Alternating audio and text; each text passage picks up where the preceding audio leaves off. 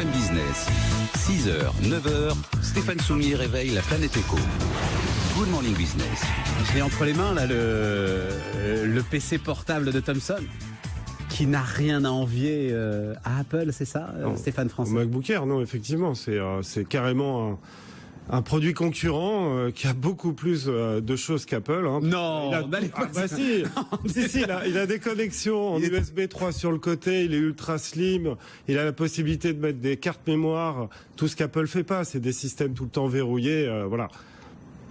Il est moins fini, il est moins joli, il est moins esthétique, il est moins élégant, il est moins tout ça, non, que le Oui, le MacBook Air, vous avez raison, par rapport au Thomson, il est beaucoup moins que tout ça. Non, ce produit-ci, il est essentiel. Vous savez qu'il a eu le prix de l'innovation en 2015. Non, mais surtout, faut le dire, il doit valoir, j'en sais rien, hein, j'allais dire, on n'est pas là pour faire de la pub, et pourquoi pas, alors, après tout, il doit valoir 4 fois moins cher. Bah, il vaut à peu près 4 fois moins cher. On a des premiers prix qui commencent même à 399 €. Pas pour celui-là. Non, celui-là, il a 799 avec la mémoire. On a le prix, voilà, on a les conditions d'achat, vous avez le bon de corps. Mais il n'est pas made in France, celui-là.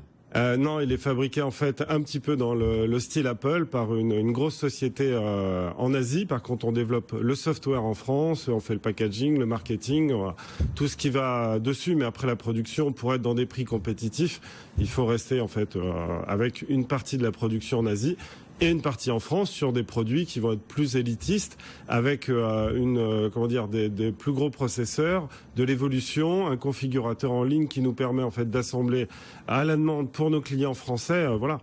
Bon, c'est la marque, je ne sais pas si je l'ai dit, c'est la marque Thomson, donc que vous avez en partie, vous venez de l'expliquer, en petite partie, mais à la limite, peu importe, rapatrié en France. En tout cas, vous voulez relancer cette marque Thomson. Oui, on l'a relancée. Et vous nous avez écrit en disant, mais attendez, arrêtez de parler d'Apple comme d'une histoire politique. Pour vous, c'est une histoire économique, ce qui s'est passé avec la Commission européenne. Ah ouais. Qu'est-ce que ça veut dire pour vous, Stéphane Français, ce régime fiscal de l'Irlande? Je reprends toujours le chiffre et puis je vais vous laisser vous exprimer.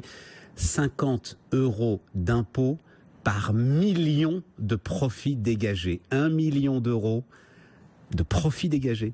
50 € d'impôts. Bon, c'est un dossier que je connais très très bien personnellement, parce que moi il y a 20 ans... Alors allez-y, dites-nous, l'impact pour vous c'est quoi? J'ai fait quelques mois en fait en Irlande, donc à l'époque déjà on savait que toutes les sièges des sociétés américaines qui venaient en Europe s'implantaient à Dublin, parce que derrière il y avait des avantages fiscaux considérables, il y avait 0 impôt il y a 20 ans là-bas, le taux de chômage de l'Irlande était à plus de 11%, et en fait ils attiraient même les sociétés en donnant des locaux gratuits, en les obligeant juste à employer en fait des salariés irlandais, ce qui était logique. Donc évidemment Apple, moi je les ai encore mieux connus quand j'étais directeur achat de Surcouf, parce que j'ai signé le contrat avec Apple, et tout notre approvisionnement produit venait par Cork, donc au sud de l'Irlande, et on était effectivement en fait administré par Cork et l'Irlande. Alors évidemment le système fiscal à 0 ou à 0,005, l'intérêt il est évident pour Apple, mais pour nous en face, compétiteurs d'Apple, c'est une catastrophe. Faites-le. Pourquoi vous n'êtes pas parti? Non, on veut pas le faire. Je veux dire, d'abord on a un sentiment. Moi je vais aller au bout de la logique. Faites-le. Obliger l'ensemble des États européens, finalement, soit à régler le problème, soit à baisser massivement leur fiscalité. Alors bien sûr, il faut harmoniser la fiscalité en Europe, ça c'est une évidence. Mais derrière, quand vous dites obliger l'Europe à faire quelque chose, là ils viennent de le faire. La grosse amende de 13 milliards, c'est pas quelque chose d'anodin.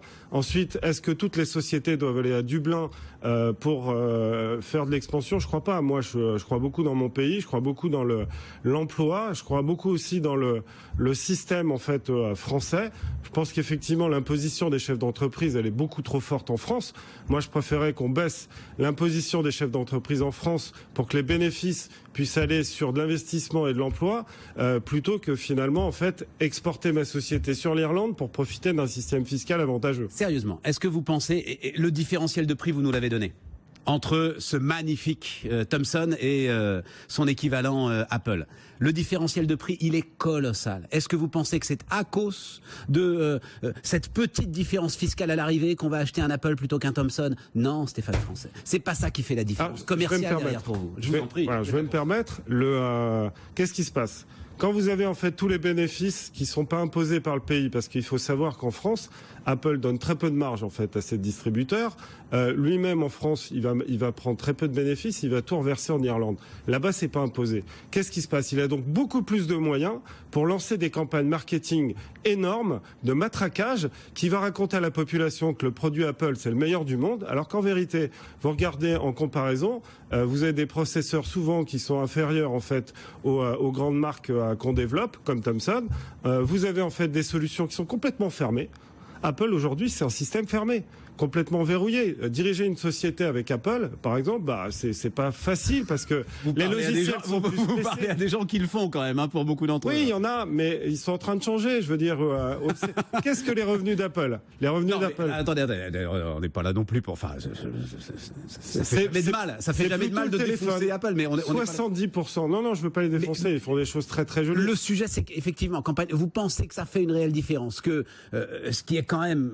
Moi, j'avais l'impression, un détail aujourd'hui, au regard du compte de résultat et du compte d'exploitation d'Apple, ça fait une réelle différence. Ah mais c'est évident. Vous savez déjà ils ont des bénéfices. On sait que leur niveau de marge est à plus de 40%. Enfin c'est eux qui l'annoncent. Donc j'invente rien. Ensuite derrière, donc pour se mettre face à eux, il faut se mettre avec des marges inférieures. Si on sort des bénéfices, il faut employer du monde pour quand même aller démarcher l'ensemble des clients. Il faut aussi trouver des bénéfices pour les investir en publicité pour être à peu près à leur hauteur. C'est évident que quand eux font ces économies de plus de 33% sur le résultat final, c'est quelque chose qui va les avantager, c'est évident. Donc c'est important, ce qu'a fait la Commission européenne. C'est très important et je dirais que effectivement la Commission européenne doit harmoniser en fait les fiscalités dans l'ensemble des pays d'Europe et ne plus permettre que des choses comme ça arrivent. Voilà. On n'a pas envie de délocaliser nos entreprises vers l'Irlande. Vous avez Teddy Riner, vous, c'est pas grave. Oui, nous on a Teddy Riner, donc il a tout gagné. Il a combien du capital, Teddy Riner il a pas loin de 10%. On a fait rentrer, vous savez, la dernière fois, vous avez la gentillesse de nous inviter, on avait rentré Teddy Riner. Depuis, on a quand même 3 fonds d'investissement qui sont rentrés dans le capital. Donc il y a eu une petite dilution du capital. Ouais, mais on parlait d'impact commercial, celui de Teddy Riner. À un moment, on va peut-être pouvoir être utilisé, non? C'est complètement le cas. Réponse rapide. On est en ce moment à l'IFA en Berlin. Vous en parliez tout à l'heure. J'écoutais votre émission avant. Évidemment, on présente les produits avec Teddy Riner. Et derrière, l'impact au niveau européen, on le pense très très fort. L'impact français va être colossal. On a vu déjà les résurgences. On a des produits qui sont référencés un peu partout. D'ailleurs, grâce à votre émission, on a été référencé à la Fnac en magasin. Ça a commencé. On l'a livré le mois dernier. Donc merci encore. C'est vrai. La tablette vidéoprojecteur est en magasin.